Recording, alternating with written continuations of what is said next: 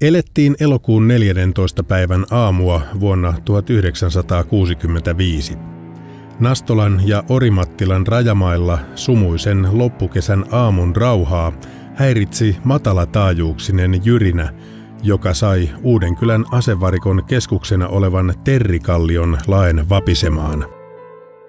Jotain oli perusteellisesti vialla Puolustusvoimien suuren ammus- ja räjähdeainevaraston kätkeneen Jykevän luolaston uumenissa. Vain hetki myöhemmin, tarkalleen kello 5.26, koko kallion laki hyppäsi ilmaan tulipatsaiden saattelemana ja vain sekunteja myöhemmin räjähti kappaleiksi pohjoispäästään. Lopullinen totuus siitä, mitkä tapahtumat johtivat 7 varastoluolan verkostossa sattuneeseen räjähdysonnettomuuteen, jäänee ikuisiksi ajoiksi Terrikallion kupeeseen revenneen kraaterin uumeniin. Asuin silloin tuossa Kasakkamäentie 18 ja tämän puoleisessa päässä taloa kuulin hyvin ensin sen pamauksen ja rupesin vähän niin kuin nousee sängystä ja varttumaan puhelinsoittoa, että koska siihen aikaan päivystäjä varmisti pillinsoiton soittamalla mulle kotia aina, että hälyttääkö. Ensin kuului vähän pienempi räjäys, sen jälkeen iso, tosi iso majaus. Ikkunat helisi meillä Lahdessa, siis melkein 30 kilometrin päässä. Muutama ovi taisi avautua talossa. Se oli oikein massiivinen, mutta ei ollut kyllä mitään käsitystä, että mikä siinä jysähti. Sen sijaan kyllä osasin odottaa hälytystä. Ja Harjun alustan hälytyspilli soikin sitten ihan muutaman minuutin kuluttua. Sitten lähdettiin. Oletettavaa on, että ruudin itse syttyminen sai aikaan räjähdyksen omaisen palon luolassa numero 5, mikä taas paineen kasvaessa yli kriittisen pisteen laajensi kalliossa olleita hiushalkeamia railoiksi. Valtava poikkisuuntainen repeämä ulottui kallion poikki, aiheuttaen tulen ja paineen purkautumisen luoliin 6 ja 7.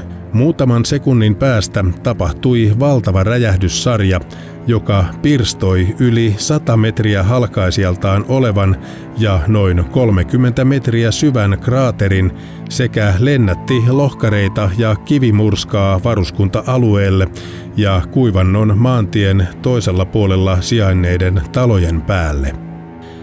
Ensimmäinen hälytyssoitto tapahtuneesta saapui Uudenkylän keskustasta Nastolan paloasemalle, josta se ohjattiin Hämeenläänin puolella hälytyskeskuksena toimineelle Lahden paloasemalle.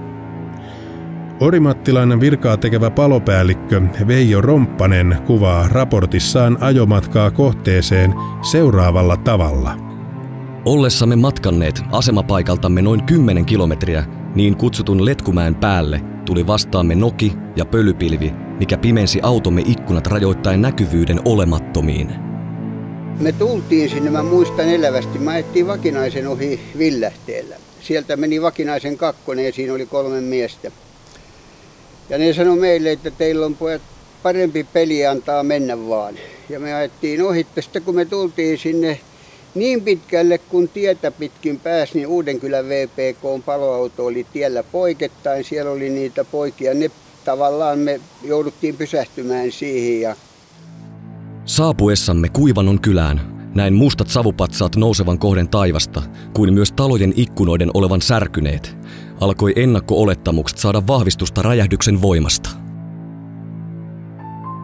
Me ehkä noin 2-3 minuuttia seistiin siinä ja toi Granlundin Harri, joka oli vähän aikaisemmin suorittanut asevelvollisuuden ja ollut vartiotehtävissä siellä samalla Uudenkylän räjähdysvarikolla, niin se rupesi härnäämään minua, että enkö mä saa Topi mennä omalla vastuulla.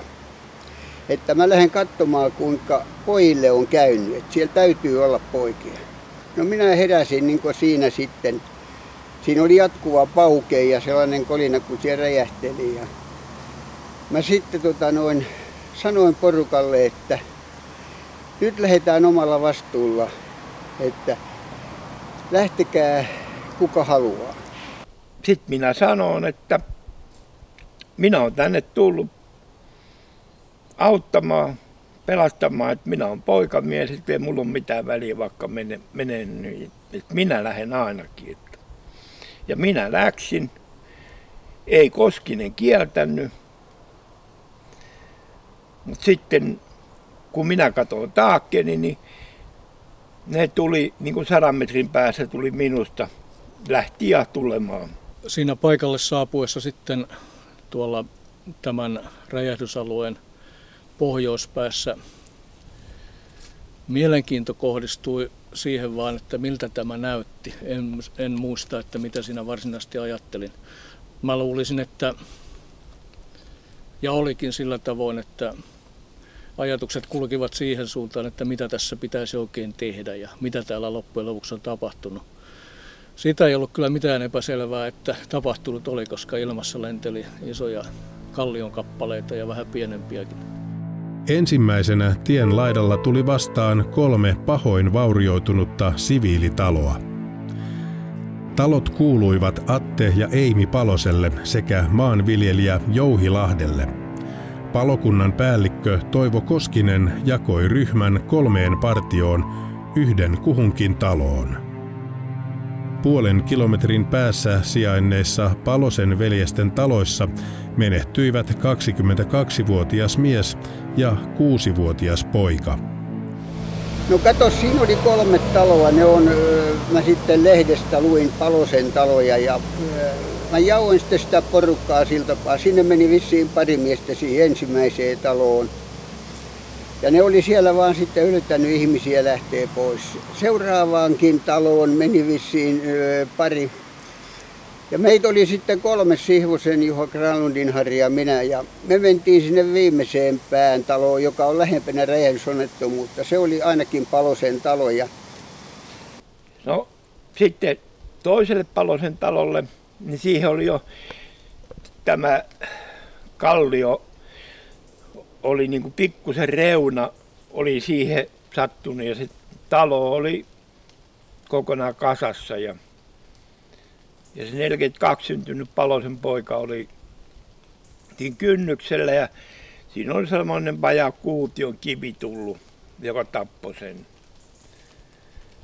Ja sitten minä menin sisälle, niin sieltä kuului ääntä, niin minä rupesin kaivaa, niin sieltä löytyi paneeleiden alta vanha pappa ja sen alla oli pienpoika. Ja sitten kun ensimmäiselle siviilirakennukselle tänne pääsi, niin se oli, eteen oli romahtanut kokonaan, koska iso kivi oli osunut sinne päälle. Siellä oli sitten myöskin vainaja alla. Siis hävityksen kauhistus, niin kuin voisi sanoa. Mä en voinut niitä viedä sen oven kautta pois, jossa se poika oli kuollut, ettei se järkyty. Niin ikkunan kautta. Topille annoin sen ja Topi lähti viemään sitä. Ja sitten pappa saatettiin ja muut saattoi sitten papankin siitä sinne sitten ambulanssiin.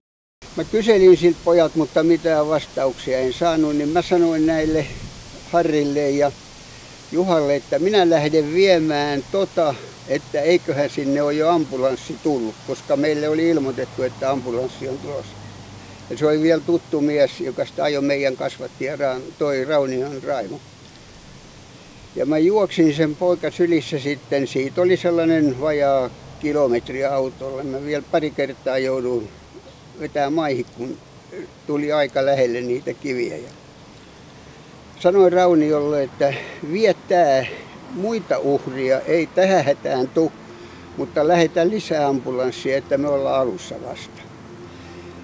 Noin 800 metrin päähän räjähdyspisteestä lensi halkaisijaltaan yli 10-metrinen kivi, synnyttäen kraaterin, jonka reuna jäi vain 1,5 metrin päähän 12 perheen asuttamasta kantahenkilökunnan kerrostalosta. Myöhemmin tehtyjen laskelmien mukaan tuo kerrostalon kokoinen lohkare oli lentoratansa huipussa käynyt lähes 2 kilometrin korkeudessa. Mä tapasin, kun mä olin sen pojan tuonut, niin Sihvosen Juha ja sitten tuo Harri tuli sieltä vartiorakennukselta ja kertoi mulle, että siellä pojat istuu lattialla, niillä on santaa, tukat täys, ne on ihan sekaisin. Me annettiin niille juotavaa ja kun ei niillä ole mitään hätää, niin ne on ihan sokissa. Ja mä kysyin, että loukkaantuneita ei ole ketään, niin pojat sanoi, että ei löydetty ketään. Sitten me mentiin sinne sisään. Ylhäällä ei ollut ketään mitään. Mentiin alakertaan. Siellä oli tämä sähköpuhelin, mikä mies tämä nyt oli. Niin siellä oli yksi sitten, mikä huuotti sitä poikaa näet, että asentoa ja semmoista. Niin mä sanoin, että eikö nyt riitä, että nyt lähdetään kaikki pois täältä. Sitten Harri tiesi, että siellä on se kantahenkilökunnan, se oli noin 3-kerroksinen kerrostalo, että mennään sinne. Katsoimme sinne sisälle, sitten menimme kellariin. Siellä oli kyllä vähän pelästynyttä väkeä, mutta sellainen selvä huojennuksen tunne tuli. Näin on ihan mukava näin jälkeenpäin sanoa meidän mukanamme sinne, koska me olimme kuitenkin heille sitten edustimme ensimmäisiä, jotka ulkoapäin tulivat alueelle. Eli se oli merkki siitä, että sen pahempaa ei kuitenkaan enää paljon voi tapahtua, koska tänne ulkopuolelta oli jo päässyt väkeä tulemaan. Siivosen Juhalla oli haalarit, missä oli vielä nimi selässä, mutta Harri kun oli ajomies, niin Harri asui tässä suurperheisten talossa, niin Harrilla oli sellainen hiihtoseuran pusero, missä oli LHS selässä. Ja tämä aiheutti jälkeenpäin sitten sotkua, kun esimerkiksi minä olen kuullut, että siellä ei ollut kuin yksi harjunalustan mies ja sitten oli hiihtoseuran mies joku, mutta me oltiin se 3 porukka. Ja me oltiin ensimmäiset, kun mentiin sinne kantahenkilökunnan kellariin ja ne ihmiset jotenkin oli sinne kerääntynyt, sitä mä en tiedä, ikkunathan siitä oli sisässä kaikki sieltä räjähdyspuolelta. Ja niitä oli pituellaankin siinä ja minä sitten rupesin siinä jonkunnäköiseen valikoivaan toimintaan, että mitä me näille tehdään. Paloautojen ensiapulaukut osoittautuivat täysin riittämättömiksi ja pelastustyö oli muutenkin pitkälti improvisoinnin varassa. Toivo Koskinen muistelee sekasorron ja hämmennyksen saaneen jossakin vaiheessa myös koomisia piirteitä. Ja muun muassa siinä oli yksi, mä kerron sitten sellainen mamma, joka oli ehkä noin 100-kiloinen mamma, makasi siinä lattialla ja silloin oli joku viltti pään alla, niin minä kysyin, että mihkäs teitä on sattunut, niin se ei vastannut muuta kuin valitti ääneen. No minä nostin yhden välioven sarannoilta siitä ja me nostettiin sitten se mamma siihen oven päälle. Oltaisikohan me noustu siitä kellarista niin kuin siihen ulko-oven tasanteen. Mä katsoin sitä mammaa ja se vähän niin kuin peitti polviaan. Sillä oli joku yöpaita, ettei näy reidet.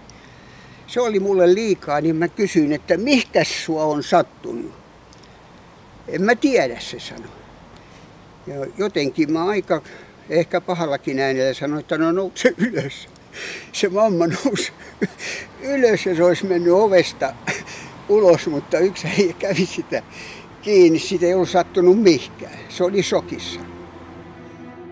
Edelleenkin Pohjoismaiden tuhoisimmaksi räjähdysonnettomuudeksi luokiteltu arviolta 0,5 kilotonnin tuhovoimaan yltänyt tapahtuma käynnisti mittavia selvityksiä niin siviili- kuin sotilaspuolellakin ja johti muun muassa räjähteiden säilytykseen liittyvien määräysten tiukentumiseen. Kehittämistä nähtiin myös puolustusvoimien ja siviilipalokuntien yhteistyössä.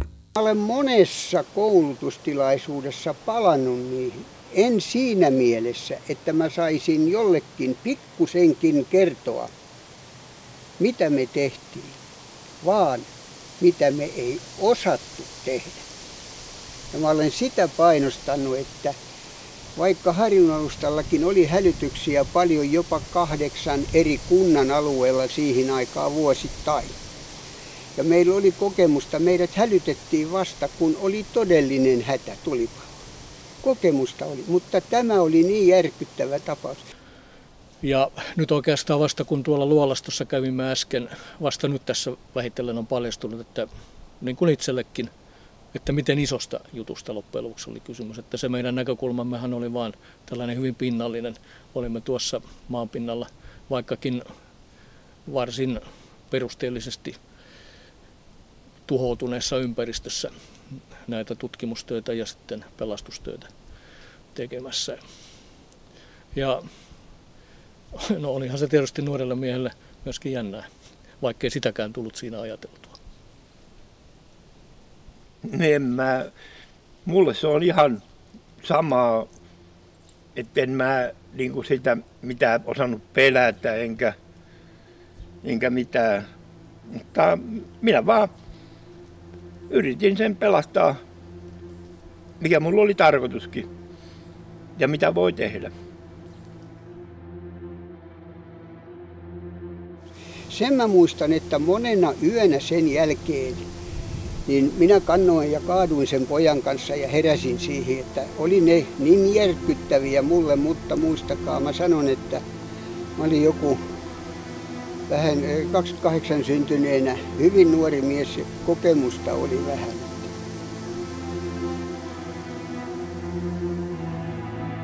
Se kuuluu asian luonteeseen, että mitä tahansa voi sanoa.